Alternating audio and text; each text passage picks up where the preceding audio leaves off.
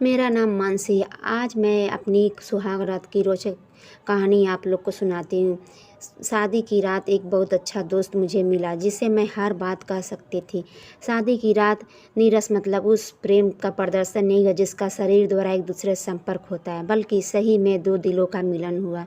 खूब बातें की हमने साथ में, उसे धीरे धीरे खूब छेड़ा भी, हंसते रहे, मुस्कुराते रहे और फिर एक दूसरे की आंखों में देखते हुए नींद आ गई। अब मैं आपको अपनी कहानी बताती हूँ क्या क्या हुआ मेरे साथ। मैं विदा होकर अपने ससुराल आई। वहाँ पर आराम पूरे दिन मिला नहीं। घर में आए हुए मेहमान की आवाभगत और कई सारी रस्में निभाते शाम हो गई। शादी के बाद की पहली रात के लिए घर वालों ने एक अच्छा होटल बुक कर दिया था। थकावट तो खैर थी ही। रात में 8 बजे ही खाना खाकर जेठानी और नंदों की छेड़खानी के साथ हम होटल के कमरे में पहुंच गए। हम दोनों कमरे में अकेले पहुँचे। वैसे बता दें कि शादी से पूर्व हमारी कोई विशेष बात नहीं हुई थी। शादी से पूर्व जिस दिन लड़का से मिली बस थोड़ा बहुत बात कर ली, शादी के लिए हाँ कह दी। और पहला अवसर यह था कि हम दोनों अकेले रहने वाले थे और साथ में वो हमारे एक दूसरे को जानने का भी पहला अवसर था। मेरे पति उस दिन बहुत शर्मीले लग रहे थे। कुछ रस्में, कुछ खेल हुए थे परिवार के मध्य, हम दोनों के बीच।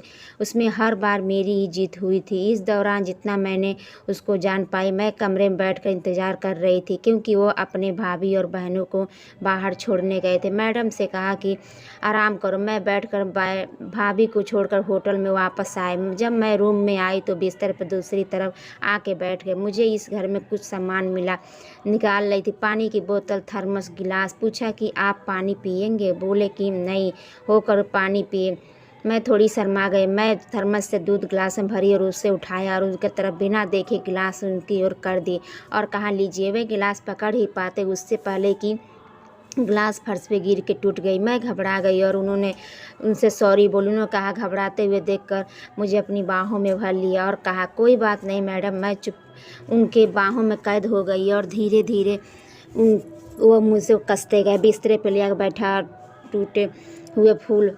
फिर वह शाहरुख खान के टाइप में घुटने बढ़ के फूल मेरे तरफ किया और कहा कि मैं आपसे बहुत प्यार करता हूँ। मैंने अपने आंसुओं से भरी हुई आँख उनके तरफ देखा। मुझे हंसाने के लिए एक और डायलॉग मारे कि बड़े बड़े देशों में छोटी छोटी बातें होती रहती हैं।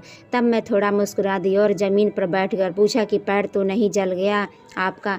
वह पैर को पकड़ कर देखने लगे। गर्म दूध गिर गया। मैंने नहीं करने लगी और मैं उनके हाथों से पैर से हटाने लगी। वे भी थोड़ा अधिकार से, थोड़ा हल्का गुस्सा दिखाते हुए कहा, अब आप नखरे मत मुझे दिखाइए।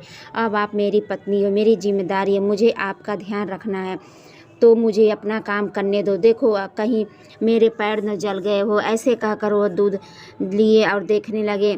मैं नहीं करने लगी और उनके हाथ को पैरों से हटाने, थोड़े अधिकार के साथ गुस्सा दिखाते हुए कहें कि अब तुम मेरी पत्नी हो, मेरी जिम्मेदारी हो, मुझे मेरा काम करने दो। और पैरों पे लगे दूध को साफ किया और कहा कि साड़ी भी पिछीटे आकर जाके बदल लो। उठकर सीधे एक बैग के पास गए और बैग से एक हॉट नाइटी निकाली और मेरे बगल में बैठकर बोले कि इस ड्रेस को पहन लो। तो मेरी आंखें शर्म से झुक गई और मैं बहुत देर तक उठी नहीं। मुझे अपने अधिकार के साथ कहा कि चलो मैं ही आपको पहना देता हूँ और एक कंधे पर पल्लू को उठाने लगे। मैं हड़बड़ा के उठी और धीरे से अपनी लाई हुई ड्रेस को लेकर बाथरूम में चली गई। अब मैं नाइट ड्रेस पहनकर उसी में बैठी रही। वे बाथरूम का दरवाज़ा 3-4 बार खटखटाए तो मैं करीब 10 मिनट में दरवाज़ा खोली और वे धीरे से सामने आए और पूछा कि क्या हुआ। न जाने क्यों मेरे हाथ कांपने लगे। मैं मुझे सीधे कमरे में ले आए और फिर दोबारा घुटने बैठकर मेरे कांपते हाथों को ओठों से चूम लिया, प्यार का इजहार किया और मुझे अपने सख्त व्यवहार के लिए माफ़ी मांगी और मेरी आंखों में देखते हुए फिर हमको तुरंत अपने सीने से लगा ली और मुझे चुपचाप बिस्तरे पे ले जाके बैठा दिए और पैरों को हाथों से बिस्तरा पर लेटा दिए, कंबल उड़ाए, तकिया लगाए और खुद बगल में लेट गए। मेरे हाथों में हाथ रखकर बहुत सारी बातें किए, जोक सुनाए। फिर कहीं जाकर मैं हंसी। बस 1-2 घंटे बाद जाकर उसने अपनी कहानी बताना शुरू की। तब मैं जानी साहब तो बहुत बोलते हैं।